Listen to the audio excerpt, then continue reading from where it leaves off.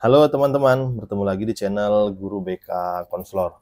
Teman-teman, di video kali ini ya kita akan kembali membahas tentang aplikasi Guru BK Konselor untuk melihat bagaimana aplikasi Guru BK Konselor ini bekerja membantu kerja kita sebagai guru BK untuk memudahkan.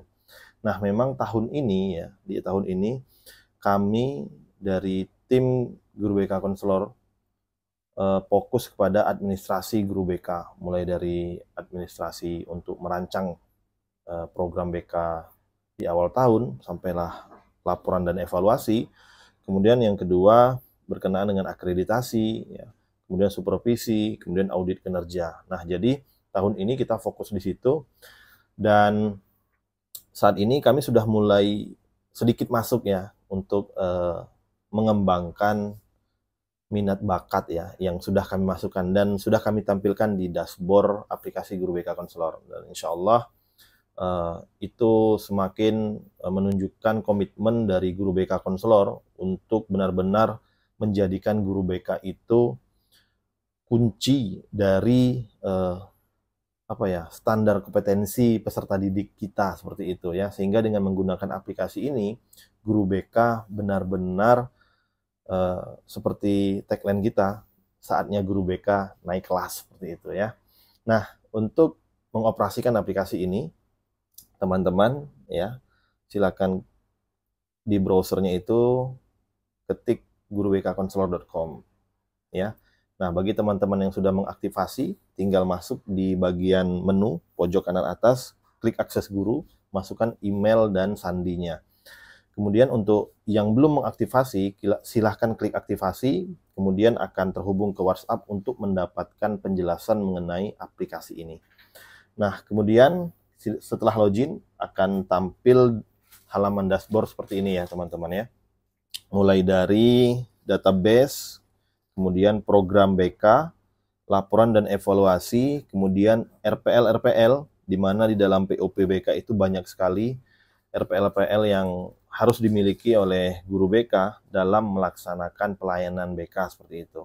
Kemudian di sini ada instrumen, ya. Kemudian di sini ada minat dan bakat. Nah, minat dan bakat ini dalam proses pengembangan sehingga memudahkan kinerja kita, memudahkan kerja kita sebagai guru BK untuk memantau peserta didik kita, untuk memetakan ya nanti ketika mereka tamat dari SMP, SMA, seperti itu, mereka sudah mengenal bakat yang ada dalam dirinya.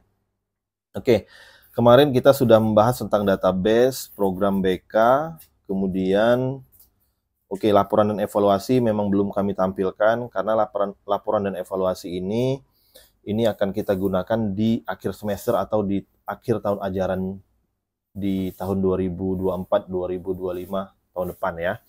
Namun instrumennya sudah kami susun dan sudah bisa tampil di sini ya, di bagian menu ini ada akses kuesioner evaluasi, itu sudah tampil. Tinggal kami mendesainnya itu seperti apa, apakah menggunakan tabel atau menggunakan grafik, seperti itu. Dan bisa saja untuk pengembangan lebih menarik ya, sehingga menghasilkan laporan yang baik, itu berbentuk tabel dan grafik, seperti itu. Oke teman-teman, kita kemarin di video yang ke-9 kita di RPL. Oke, ini kita tampilin ya, biar teman-teman bisa melihat isi dari aplikasi ini. Kemarin kita di jurnal bulanan ya. Sekarang kita masuk ke RPL konseling individu. Kita klik RPL konseling individu.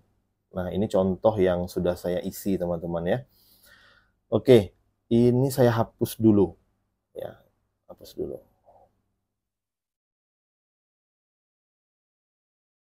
Oke, ini dia tampilan RPL konseling individu.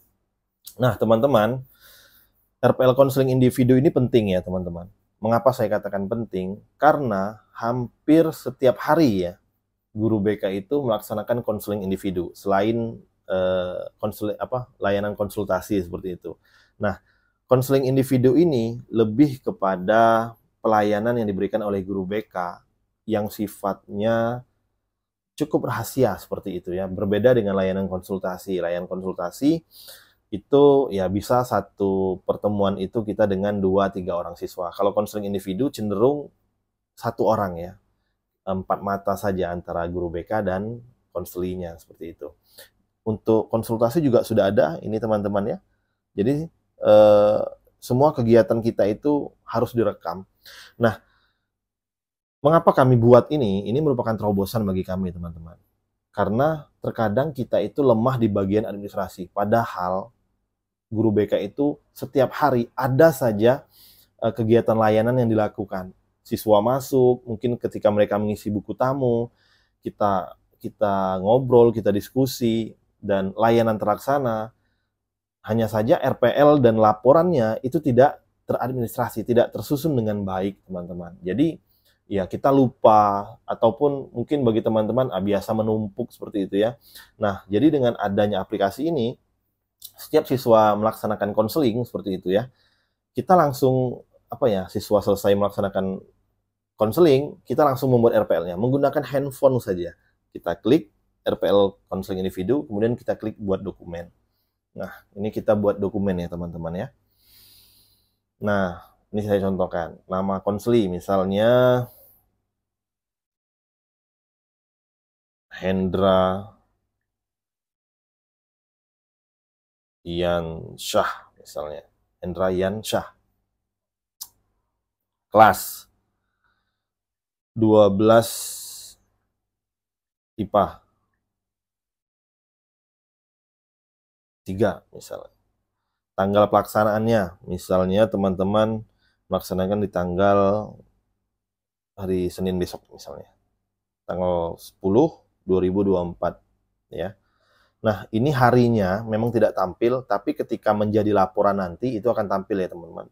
Rabu 10 Juni 2024 ya. Nah, ini pertemuan keberapa? Kita buat pertemuan pertama. Kemudian waktu ditulis dalam satuan menit atau jam. Misalnya durasi pertemuan kita itu berapa teman-teman? Misalnya 60 menit misalnya. Atau 1 jam lah ya misalnya ya. Kalau teman-teman mau ngisi. Di sini saya contohkan 60 menit. Tempat ruang BK.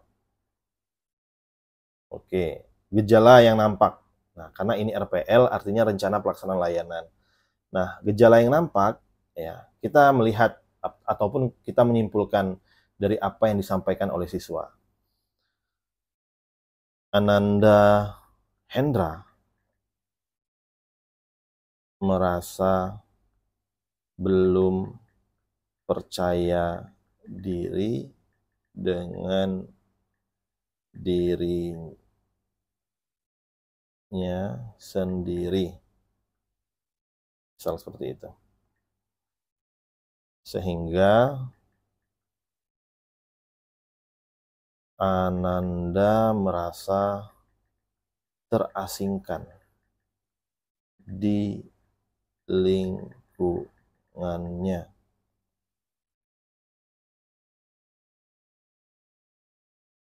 Baik di rumah maupun sekolah. Nih curhat anak kita nih, si Hendra. Ananda Hendra merasa belum percaya diri dengan dirinya, sehingga Ananda merasa terasingkan di lingkungannya, baik di rumah maupun di sekolah. Artinya dia tidak memiliki tempat, ya. Kasihan anak ini. Kemudian kita buat. Oke, RPL-nya sudah jadi, ya. Nah, kemudian kalau teman-teman mau melihat RPL kita, ya tinggal teman-teman klik saja unduh. Unduh. Kemudian unduh ya. Sudah selesai, kita klik. Oke, lihat teman-teman, RPL-nya langsung jadi. RPL konseling individu semester ganjil ya. Mengapa semester ganjil? Karena di depan di database kita buat ganjil. Tapi kalau teman-teman sudah masuk ke semester genap, teman-teman ubah menjadi semester genap seperti itu. Nah, ini dia nama Hendra, gejala, dan nama kita langsung masuk teman-teman ya. Karena di database kita sudah mengisi. Nah, dokumen ini bersifat rahasia.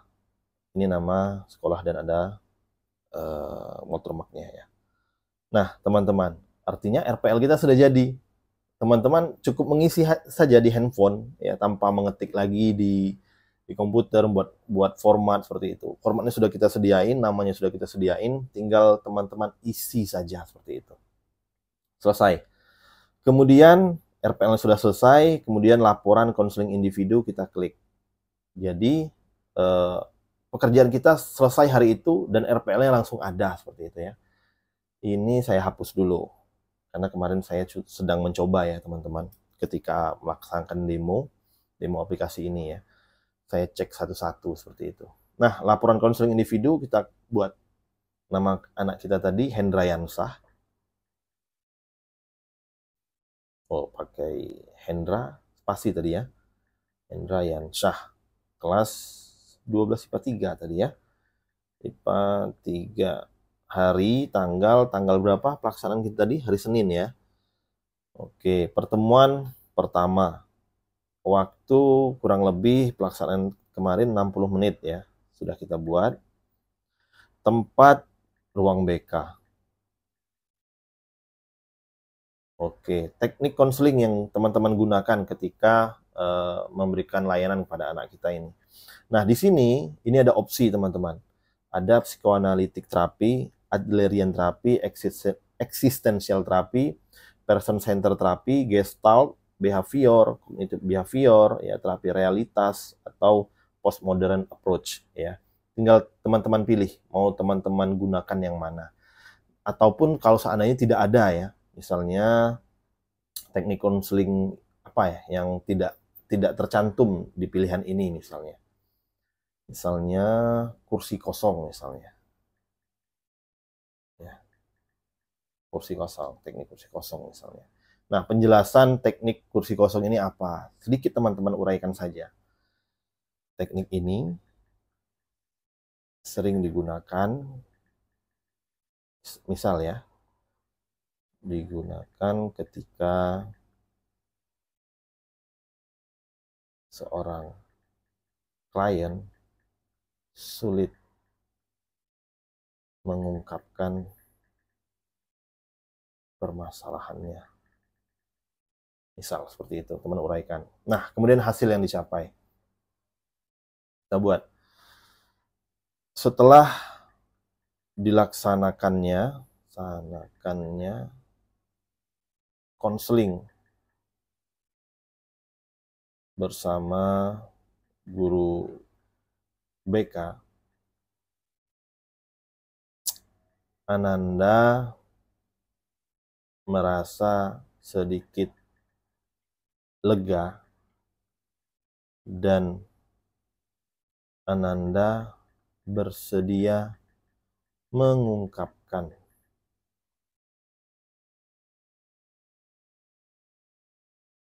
permasalahannya. Oke, ini contoh teman-teman.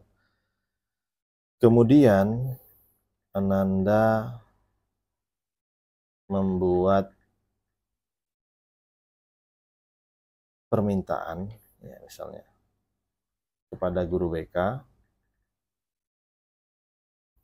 membuat permintaan kepada guru BK untuk melaksanakan konseling di pertemuan berikutnya. Oke, selesai. Nah, misalnya sudah ya, laporan sudah selesai, buat. Klik buat, teman-teman. Oke, sudah selesai. Kemudian kita klik unduh dokumen. Unduh. Oke, teman-teman. Selesai. Laporan kita selesai, teman-teman ya, laporan konseling individu. Nah, jadi kalau dalam satu hari itu teman-teman melaksanakan konseling 5 orang, jadi di buku tamu guru BK, di ruangan BK, itu teman-teman tulis dulu. Kemudian kan di situ ada tuh di buku tamu itu atau sedikit uraian ya mengenai permasalahan siswa ini. Nah, jadi ketika kita membuat RPL dan laporan ini, teman-teman sudah mengetahui clue-nya. Sehingga ingat ya apa yang menjadi topik pembicaraan. Atau ketika melaksanakan konseling individu satu orang siswa, teman-teman langsung mengisi. Ini kan mengisinya tidak lama teman-teman ya. Artinya apa ya? Setelah melaksanakan konseling, RPL dan laporan langsung jadi, teman-teman. Nah, yang menarik di sini ada kepuasan konseling individu ya, sesuai POPBK. Teman-teman tinggal klik dan teman-teman klik unduh ya. Unduh dan kita bagikan kepada siswa kita. Bagaimana apa ya? Rasa atau seberapa puas anak kita terhadap pelayanan konseling individu yang kita berikan ya. Mereka akan mengisi di sini dan itu menjadi feedback kita sebagai guru BK, teman-teman. Oke. Jadi ini merupakan 3 paket RPL, laporan, dan kepuasan konseling individu ya. Jadi teman-teman insya Allah aplikasi ini memang benar-benar membantu, memudahkan, dan guru BK tertib secara administrasi ya. Oke, ini semuanya tinggal download, sudah di-download ya. Tinggal teman-teman print saja ya, print. Hari ini langsung ditaruh seperti ini dan rapi ya. Administrasi teman-teman rapi, tidak lagi bingung Pak bagaimana bentuk laporan ini, laporan itu, Pak bentuk program ya. Insya Allah aplikasi Guru BK Konselor ini menjawab kegelisahan ya, kegelisahan teman-teman selama ini. Mulai dari merancang instrumen, membuat program, kemudian untuk melihat profil masalah siswa ini secara individu maupun kelas seperti itu ya. Dan teman-teman yang menjadi perhatian kami bahwasanya di bulan 6 kita ya, di bulan 7 kita sudah mulai masuk. Artinya teman-teman sudah mulai merancang dan sudah mendapatkan kelas. Nah, menjelang itu kami terus melakukan perbaikan terhadap aplikasi ini dalam artian apabila ada kekurangan dan kelemahan bagi teman-teman yang sudah mengaktifasi ya. Pak, sepertinya di bagian ini ya, ini tabelnya terlalu menjorok seperti itu ya, artinya terlalu lebar. Nah, itu akan kami perbaiki seperti itu. Dan semuanya sudah kami perbaiki ya, berdasarkan masukan dari teman-teman ya. Jadi di awal tahun ajaran nanti guru BK benar-benar siap dengan programnya. Kita tidak lagi sibuk dengan mengcopy segala macam. Cukup mengaktifasi aplikasi ini, program teman-teman sudah jadi seperti itu. Baiklah teman-teman, ini saja yang dapat saya sampaikan. Sampai jumpa di pertemuan atau di video-video berikutnya ya, membahas tentang aplikasi ini. Insya Allah ini menjadi rangkaian kegiatan channel YouTube Guru BK untuk mempermudah kerja guru BK di sekolah maupun di madrasah ya. Jadi tidak usah ribet lagi mengurus administrasi, fokus ke pelayanan kepada siswa saja. Saya akhiri, billahi taufik wal hidayah. Assalamualaikum warahmatullahi wabarakatuh. Salam Guru BK Konselor.